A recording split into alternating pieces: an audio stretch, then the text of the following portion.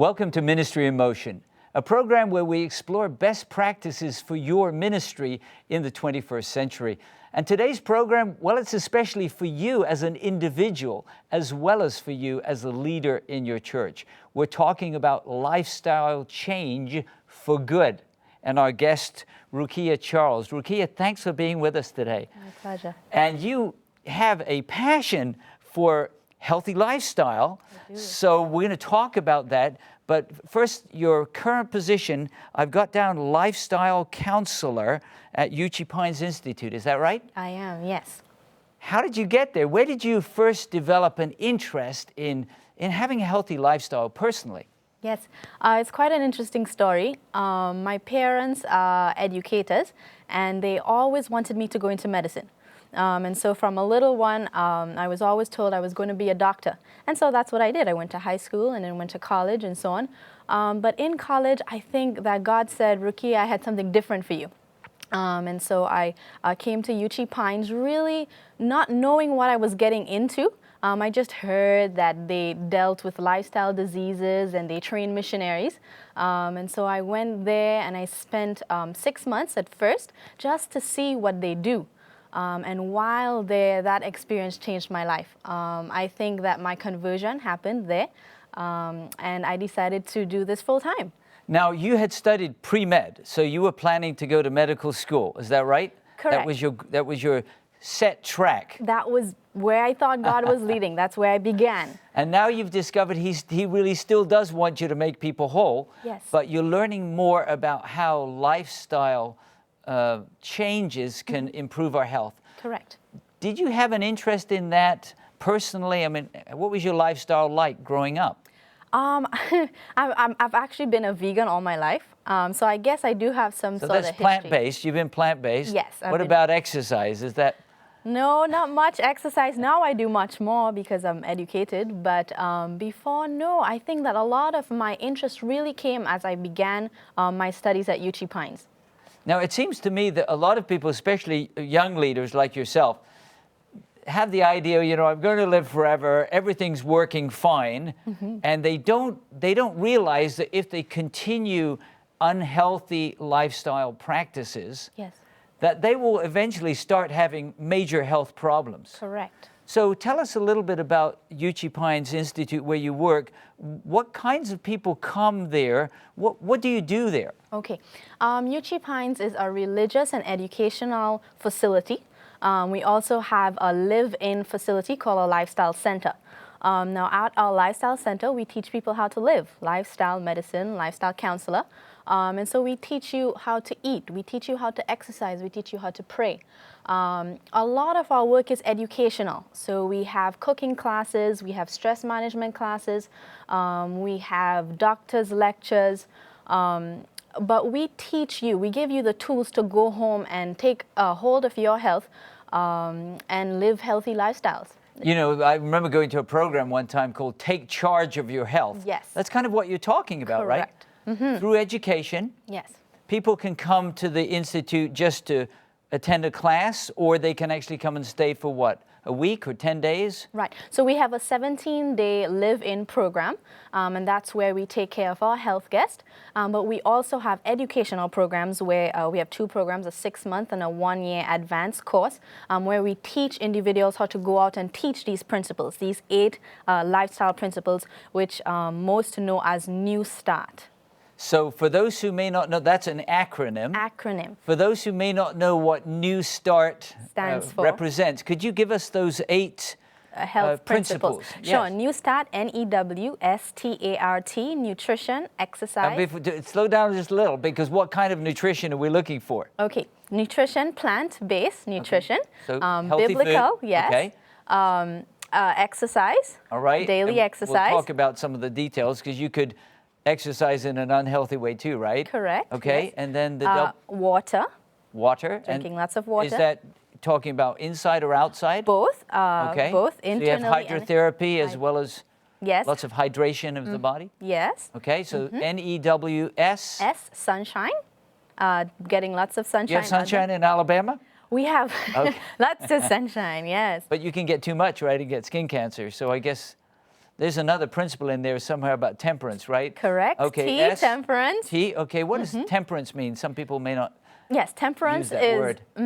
Temperance is abstaining completely from that which is bad and using in moderation that which is good. So like, for example, you could drown in too much water, right? Correct. Or you could get skin cancer with too much sun. So balance in what's good Yes. and avoiding completely what's harmful. Those that are bad. Yeah. Okay? S-T-A? A is air, fresh air. R, rest, and of course that talks about not only physical rest but spiritual rest. And Sabbath would come in, Sabbath rest would be part of that. Okay. Recreation. Okay. And T, which is the foundation, trust in God. So you're wanting, if people come to this 17-day program, you said, you're wanting them to understand these 8 principles of health. Correct. And Yes. also to implement them, I'm guessing. Yes, because that's how you get result. So we teach them each law in detail, and we show them how to implement it into their daily lives, because a lot of times they're going back out into their work environment, their family, stressful environments, and so we want you to be able to implement that to improve and better your health, live a longer life. Now, I'm assuming that that could happen. We have people watching who may be a lay leader in their local church or a pastor, that they could take some of these principles and teach them in a kind of a community ministry, right? It wouldn't have to send everybody to Alabama. Oh, that so they would be could nice. take those same principles. What I want to talk about after the break is what is some of the most common lifestyle diseases, or I guess they call them non-communicable diseases, that because of poor lifestyle, people are dealing with these challenges, and how can we go about helping them? Okay. Maybe you're listening and saying, I need this program, Lifestyle Change for Good. We will talk about some of the changes that you might make that will really bless your life, but also that you can then go and share in your community, in your church, to bless the lives of others. But first, what are some of the challenges that people bring? What are some of the lifestyle diseases that harass them, that cause them to say, I need to go into a program that can help me to learn these principles of health? It's an important topic, lifestyle change for good. We'll be right back after the break.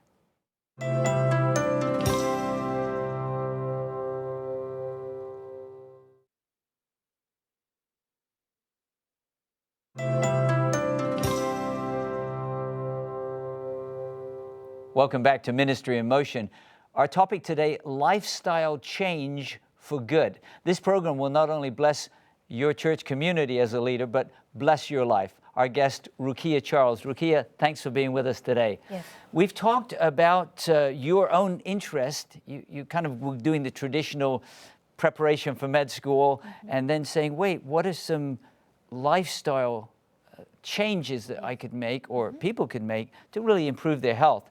And you listed that acronym, New Start. Yes. Nutrition, exercise, Water, sunshine, temperance, air, fresh air, rest and trust in God. All right. People see the place where you're working, Uchee Pints Institute, or maybe a community health program somewhere in the country or around the world. They come and they say, I need help. I need to make some lifestyle changes. What are the most common lifestyle diseases? Is there such a thing as a lifestyle disease or a disease caused by poor lifestyle? What are some of the common non-communicable diseases that people walk in with? We found that many diseases that we suffer from right now is directly related to the lifestyles that we have. And so maybe the majority of our cases are cancer cases, but we treat a host of diseases. So we have hypertension, diabetes, cancer, digestive diseases or problems. I mean, the list just goes on and on. Because too we believe that God is the one that heals, we're open to really any type of disease that comes by. Of course, we pray and ask God for the direction that we need to treat each individual case, and He comes through every time. Now, worst case scenario, and if I can use the word worst case scenario, would be a person with a terminal disease that they've lived healthy all of their lives. They've followed the 8 principles of health that you've talked about, but they will still find an amazing spiritual support. Yes. And will know that they have an eternal life to look forward to. Correct. I think most of our guests say they feel God's presence in our place. They feel like angels walk down our corridor. And that's because we recognize that our work is largely spiritual. And so though sometimes we see physical healing, sometimes all we have at the end of 17 days is spiritual restoration. And that's a huge gift, isn't it? Yes. Because if we have the Son, that is Jesus, we have life. Yes. But let's talk about some changes. So let's go to N, nutrition. Yeah. Now, we're here in North America. Obviously, it's going to be different in different parts of the world. But in North America, what are the problems with nutrition for most people? What kind of food is the typical American diet? You know, I've not been here very long, but it seems as though anything that's fried, Americans love, and I think that's globally. In my country, Trinidad, we loved fried foods, spicy foods as well. And so nutrition, we advocate a plant-based diet. So we're going to set aside the meats. Yes. We're going to set aside anything that came from an animal or anything that had a mother. Exactly. Now, let me challenge you on the plant-based thing, because you've said, I happen to have a plant-based diet myself, but you also talked about fried, and we might talk about processed. You could have plants that are fried, processed, that could be pretty unhealthy, right? Correct. So are we trying to get as close to the original form, back to the garden? Okay. So as close as we can get to the garden, that's where we want to go. And so in our cafeteria, we for our guests, our dietary kitchen, we serve a plant-based meal, of course. We try to get our vegetables even from our farm, our Uchi Pines farm, and a lot of it is raw. Not completely, but a lot of what we offer is raw fruits and vegetables. A good variety and good tasting. It has to taste good. Yeah. So we're not trying to put people through a kind of a torture chamber. No, not at all. Actually, you're trying to get back to food as God originally intended? The Eden diet? The Eden diet. So fresh fruits, fresh vegetables, grains, nuts. Nuts. Do you need to educate them in any other way apart from getting back to the basics? What about quantity? What's the challenge there? Do you have people come in that have weight problems? We do. That's a lot of our cases, overweight, obesity. And we do your personal lifestyle counselor. So for each guest, we have a personal counselor assigned to that guest that teaches them how to live every day. And so if your guest is experiencing weight challenges, that's your responsibility to teach them portion control, teach them how to make good choices. And each case is different, you know, but our counselors are well skilled and they know how to deal with each individual situation. And I'm guessing they smile like you do, is that right? Yes. Because actually, this is really a wonderful adventure, isn't it? It is. Learning how to experience life to the full. Yes. And I read recently that actually obesity is a real problem. Yes. The United States, our country where we're filming right now, has one of the highest incidences of obesity. Yes. So there's a problem there, not only with what we eat, but apparently how much we eat. Now, we're not going to cover all 8 principles, but exercise, E in the New Start, I'm guessing if you eat a lot of calories, but you are working as a lumberjack or you're in a very physical profession, you burn all of those calories. You might be very trim and muscular. Yes. So apparently there's a correlation between the amount of food you should eat and the amount of activity. Yes. How do you see that typically with people coming into the program? Are they typically fairly active or do they need to become more active? Well, to begin, we advocate useful exercise. Youthful exercise. Useful. Oh, useful exercise. And okay. so in the garden, you put them to work. Yes, we love. That's exercise, but it's useful. You can see the fruits of your labor. Now, not everyone is able to do that because we have guests from all over the country. And some live in the cities. They're not able to do that. But physical activity, at least 20 minutes every day. Something where your heart rate is above just resting. So at least 20 minutes every day should keep health in tune. You know, I like that useful exercise, because the thought of standing in front of a mirror on a treadmill or something, just staring at the mirror, sounds fairly boring. Yes. But after the break, we'll talk about some other forms of useful exercise. I'm guessing you could walk and pray at the same time. There's a lot of things you could do to get your body moving and to experience health. We're talking about lifestyle change for good, which means not only better lifestyle, but keeping it going for the long haul rather than a little fad and going back. How can we maintain a healthy lifestyle, not only for our blessing, but the blessing of others?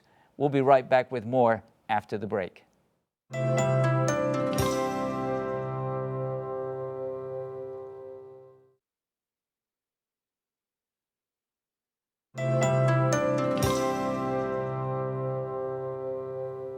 Welcome back to Ministry in Motion. Our topic today, lifestyle change for good. And our guest, Rukiya Charles. Rukiya, thanks for being with us. Yes. I feel like I've learned a lot today. And by the way, if you missed any of this program, you can go to our website, ministryinmotion.tv. We're talking about lifestyle change for good that can bless your life personally, but also so that you as a leader in your church can be a blessing to those in your church and in your community. I like what you talked about before the break, Rukiya, about useful exercise. Yes. Some people think about exercise, which I think all of us know is important. We've moved into a more kind of sedentary lifestyle. Yes. In many urban cultures especially. And so the thought is only, well, you have to go to the gym and stand in front of all these people in bright lights. And it's some who may be a little more reserved even think that's a little inappropriate. Right. Talk to me a little more about useful exercise. Exercise that is useful, so that you can see the fruits of your labor. Okay. And so we spoke about working in the garden. We even mentioned maybe raking leaves for a neighbor, an elderly couple, construction, building, all of these things, so that it's not just boring, first of all, but I think seeing what you've accomplished also does something for your health. So you see a person, whether young or old, maybe young and frail or whatever, coming out of a grocery store with a lot of bags. Right. You could say, let me help you. Correct. Get a little weightlifting, right? Yes. Yes. Little walking. Obviously, you want to try to do, 20 minutes, get your heart rate up, right? Every day, I guess you walk the groceries around the parking lot or something. Yes. But you're looking to be a blessing. Correct. To be productive. And some of the food, I guess, you're growing in the garden actually ends up on the table? Yes, it does. Most of our food. So we're implementing these lifestyle changes. We talked about nutrition, exercise. We could look at many others, but let's talk about the benefits of water. Water. Yes. We live in a culture here where many people drink sugar drinks, caffeinated drinks, Yes. Yes. Colors in them, all Everything. kinds of things. What's the benefit of just drinking pure water? Yes. Well, first of all, we're recommended to drink 8 to 10 glasses of water every day. How big is that glass? 8 ounces. 8 ounces, okay. Yes, 8 to 10, 8 ounces of water. And actually, water is the spring of life, and so it's needed for all our bodily functions. And our generation does not like water. We drink sodas, anything that's colored, carbonated. And so water is useful not only internally to flush the system, but externally in the form of hydrotherapy, which is water therapy. At our center, we treat different illnesses by using different types of hydrotherapy, hot and cold, ice, water in its various forms, steam. And so, yeah, sounds very refreshing. It is. Yes. And are these principles that a person can learn and then continue when they're at home? Yes, that's our goal. Our goal is for you to come in, learn, be educated, and to go out, practice them, and then teach them to others. Now, if we went through all of the 8, we'd get down to the last T in New Start, which is trust in God. Correct. Why is that's unique from a secular, because there are secular programs for lifestyle change, right? Yes. Why do you as a follower of Jesus, why do you think that last principle is so vitally important? I think because trusting God is what brings about the healing.